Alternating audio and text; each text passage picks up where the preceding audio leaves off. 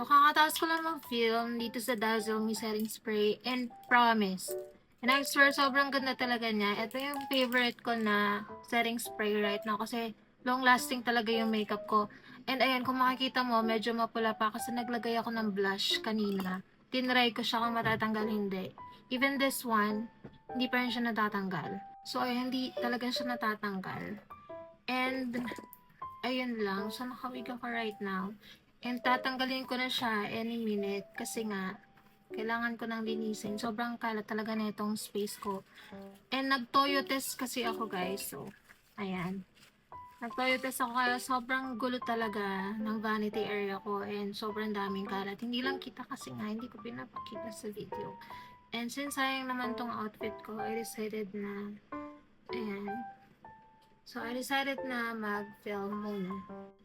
Ayan, so share ko lang guys, before kasi nag-YouTube na ako as in, parang way back pandemic and umaasa ako na sana magkaroon ako ng mga PRs, you know, from the brand, especially makeup, kasi mahilig talaga akong mag-makeup, pero wala talaga nagpapadala. Pero ayun nga, nung nag-start ako na Feb 2025 sa Instagram, ayun na, as in, dumami na yung mga makeup collaboration ko, skincare, and yung favorite brand ko before, yung Peripera. Grabe, guys. So, yun, nakapag-collaborate na din sila sa akin. Ayan. So, eto yung mga binigay nila sa akin last time na mga lip tints. Tapos, meron din dito na eh, let me get it.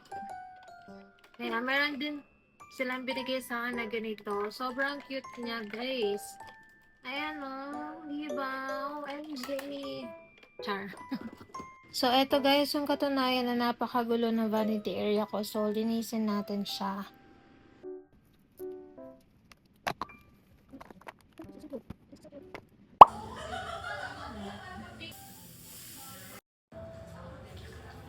Ma'am, which pati ano? Archer? That's fine.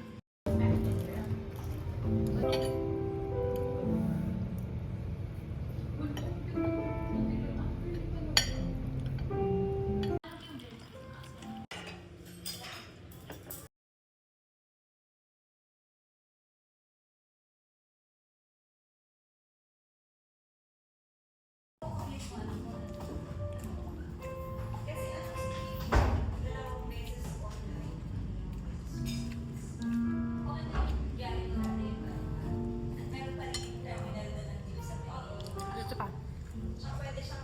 Dahil meron dito space, hindi mo na.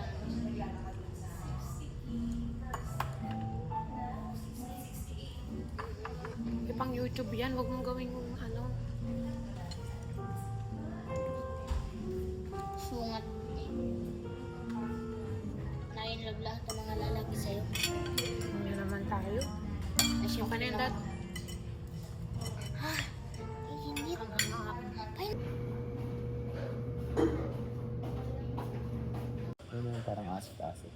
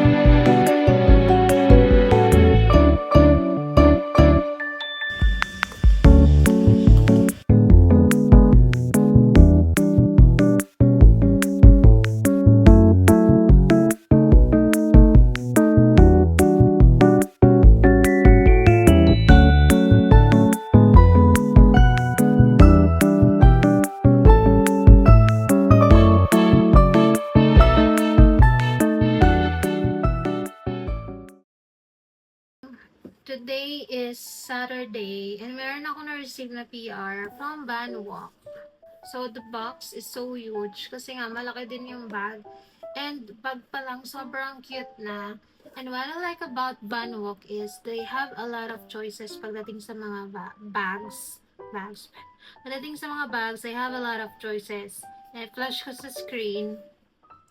And then, more of their styles is like kawaii, gyaro. So, mga Japanese, if you love Japanese outfit, Japanese style, or Jiraike, sobra, perfect talaga yung mga bags ng Banwalk. And, eto yung binigay nila sa akin. This is what they called, kita ba? So, this is what they called Ita bag. And meron siyang mga plushy compartments or kung meron kayong mga keychain, mga cute pins. So, pwede nyo siyang ilagay dito. But I only have one keychain. One plushie. Kasi hindi talaga ako mahilig sa plushie. But I'll definitely buy. And, kasi nga magta-travel kami. So, good thing na lang na pinadalhan ako ni Banwalk nito. So, meron akong gagamitin sa travel namin. So, ito naman yung nakuha ko from Vivo. So, ang ganda niya, 'di ba?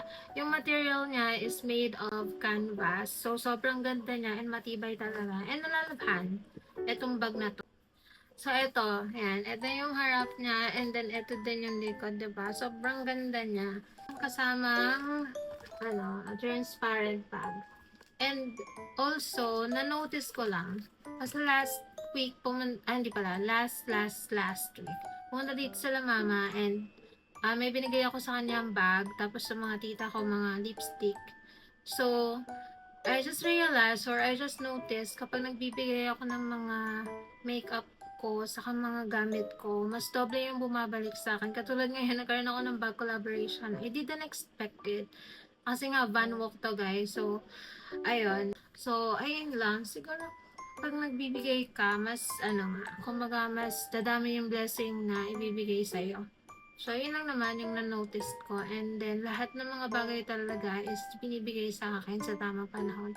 Kumbaga, hindi ko man siya makuha this year, next year, or sa mga susunod pa na taon is makukuha ko siya. And then, ayun lang. So, stop na muna. Baka kung ano na naman masabi ko or ma-share ko. So, ayun. But, anyway, thank you so much guys for watching. Siguro next vlog, I'm gonna do a makeup tutorial or outfit of the day or kung ano pa man. But, just stay tuned. Thank you so much again. Bye!